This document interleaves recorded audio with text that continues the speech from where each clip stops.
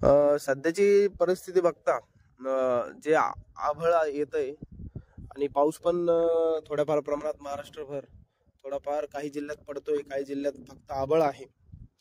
तर तुमच्याकडे जर पाऊस येत असेल किंवा तुम्ही जर तुमच्या पाऊस येऊन गेलेला असेल किंवा आभाळाचं वातावरण असेल तर तुम्ही तुमच्या कांद्याच्या प्लॉटवर जाऊन निरीक्षण करणं फार गरजेचं आहे। कारण मित्रांनो, सध्याच्या परिस्थितीमध्ये कांद्यावर वेगवेगळे रोगाचा म्हणजे खूप जास्त प्रसार होतोय आणि अटॅक होतोय। त्यातला ह्यो एक रोग आहे, याला आपण डॅम्पिंग ऑफ म्हणतो, डॅम्पिंग ऑफ किंवा फ्युजारियम विल्ट। तर हा रोग जो आहे तर हा सुरुवातीला पण येतो ज्यावेळेस आपण कांद्याची पुनर्लागवड करतो त्या अवस्थेत पण येतो, आणि ज्यावेळेस आपला कांदा हा बल्ब फॉर्मेशन म्हणजे साईज ज्यावेळेस घ्यायला सुरुवात करतो त्यावेळेस पण ह्या रोगाचं एक अटॅक फार जास्त प्रमाणात होतो। आणि हा रोग जो आहे हा आपली जी चाळीतील टिकवण क्षमता आहे तिच्यावर पण फार विपरीत परिणाम करतो। कारण ही जी फ्युजारियम नावाची जी बुरशी आहे ती ह्या रोगास कारणीभूत आहे आणि ही आपल्या चाळीत सुद्धा सर्वाइव्ह करते आणि चाळीतील कांद्यावर पण काजळी किंवा जो सड होती ती ह्याच बुरशीमुळे होत असते। त्यामुळे शेतकरी मित्रांनो, हा जो रोग आहे हा आपल्याला आपल्या फील्डमध्ये कव्हर करणं फार गरजेचं आहे। त्यासाठी 2-3 उपाययोजना आहे।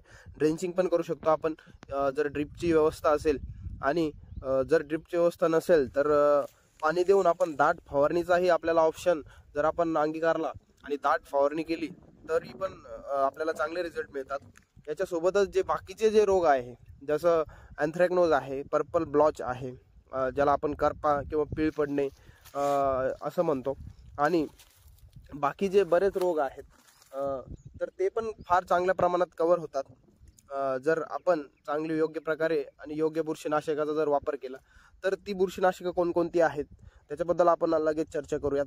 जर आपल्याकडे ड्रिप अवेलेबल असेल तर बेस्ट ॲग्रो लाईफचं वार्डन जे आहे ते एक, आणि जे स्वालचं जे कॅस्केड आहे ते हे उत्तम पर्याय म्हणून आपण ड्रिपने सोडू शकतो। आणि फवारणीचा जर विचार केला तर फवारणीमध्ये आपण जी बुरशीनाशकं आहेत जसे ॲमिस्टार टॉप, अवान्सर ग्लो, ज्याच्यामध्ये अझोक्सिस्ट्रॉबिन प्लस मँकोझेब हे कॉम्बिनेशन आहे, सोबतच रोको जे थायफोनेट मिथाइल येतं, याचं आपण दाट फवारणी करू शकतो। फक्त काळजी एवढीच घ्यायची की आपल्याला पहिले सुरुवातीला पाणी देऊन लगेच नंतर फवारणी करायची दुसऱ्या-तिसऱ्या दिवशी, जेणेकरून जमिनीत ओलावा हा असेल। आणि जर आपण ही फवारणी घेतली तर आपल्याला फार चांगले रिझल्ट मिळतात मित्रांनो।